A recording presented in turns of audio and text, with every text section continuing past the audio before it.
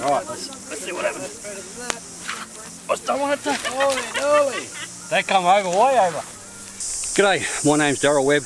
Today we're going to have a look at hammock camping, whether or not it's suitable for the average guy, how it goes in Australia, and at the end we're going to chuck on a bit of a buyer's guide for the type of hammock if you're looking at one. I'm not an expert at this. I've actually only hammock camped a few times so far, but I did a lot of research and I worked out the pointers that you need to know, the important bits. So stay tuned, let's get into it. We'll start with some pros and cons. Some of the cons I've sort of found so far is you have to camp where the trees are, not where you literally want to camp. So you might find a flat area where you want to do cooking or where you want to fish or whatever, but you might find there's no suitable trees right there. So you sometimes end up with your actual hammock set up a bit further away than where you'd really want. Another con is if the weather's not great and you've got to set a tarp up over top of you, I find it actually takes longer to do that than what it does to set a tent up. So they're not as quick if you've got to set everything up. Another con is in cold weather, I've found that you feel the cold on your back. So if you lay in I've got a down sleeping bag, if I lay in it, I compress the down on my back and the breeze goes underneath you, so you actually get a really cold back, so it's not a warm night's sleep.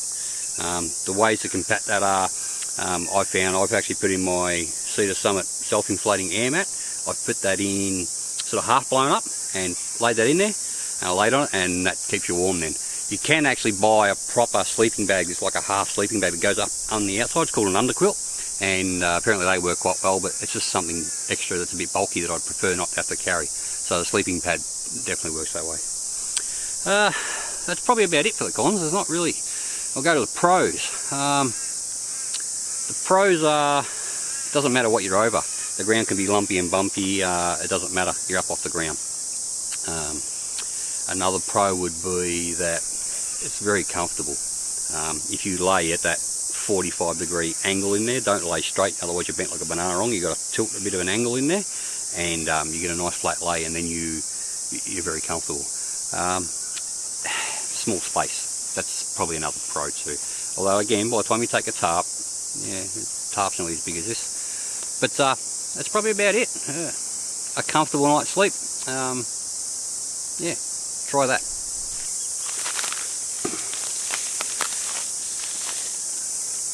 This particular one I look for came with straps.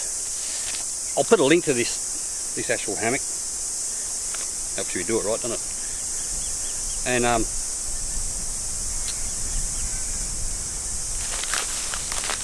so you got something to hang it up to the tree with, which is sort of good. The further apart the trees are, I found the higher you want to mount your straps. So you want to get what they call a 30-degree angle on your actual hammock. It just sort of gives you that right amount of thing. If you pull them up tight, it puts a lot more stress on your hammock, and also it makes it easy to fall out of. So I found like this, you don't think of falling out of it at all. It's hard to fall out of.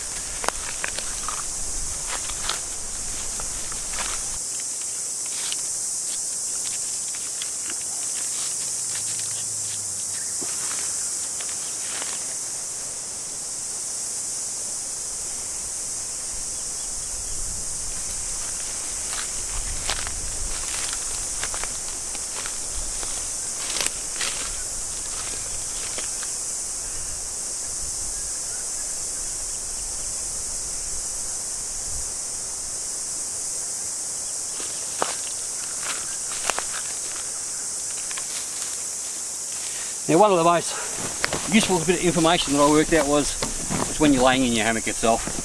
If you lay straight, as you can see, you sort of end up bent like that. You'll end up with the backs of your legs getting sore, so you don't want to sleep like that. And I've tried this, and this is the most comfortable way by far. Just get diagonal across it,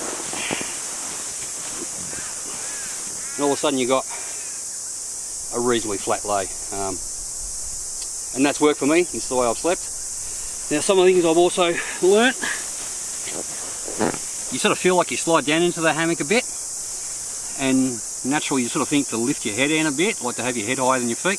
That's not actually the way it works. You want to actually have your foot end a little bit elevated. Some of the brands actually say up to about 12 inches, but I found either dead flat or a little bit feet high seems to be stops you from sliding down so your feet elevate, so you can actually stay quite flat.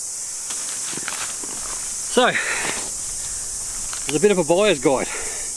What things do I learn about these? So you want to get a hammock that's long.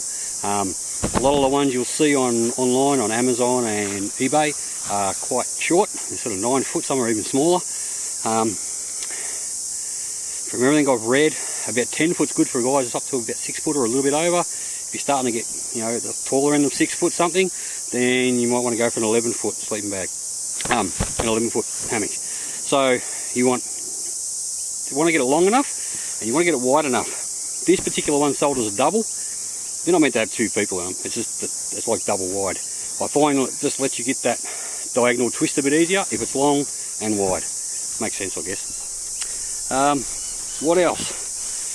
Something with straps. A lot of them don't come with straps. I've seen people get these things called whoopee slings, and there's all different crazy ideas that are infinitely adjustable. If you're just after a decent night's sleep, I don't think you need to go that far into it. I think just a normal set of straps does the job. I found it does. A fly net or mosquito net. I don't think you actually really need one. I mean, if the hammock you want comes with it, yeah, get it. But if it doesn't, I wouldn't be too stressed about it. I've sort of found that for cheap online, you can buy enclosures that go right around and even underneath you, which might be beneficial. I haven't experienced it yet, but this stuff's so thin, and if you're sleeping in it without a sleeping pad underneath you or a sleeping bag underneath you, you know, in hot weather, I reckon the mozzies might be able to bite you through it. So something that actually goes underneath you might be better. So the jury's still out on that one, I don't know. So in conclusion to all of this, I personally think for me, it's something that I can do. I can sleep pretty comfortable. I think the rewards outweigh the pros outweigh the cons, and I'm going to continue to do it a bit more, and it should be good for my lightweight setup. Now, if you like videos like this, please give it a thumbs up, and if you want to see more, subscribe to the channel.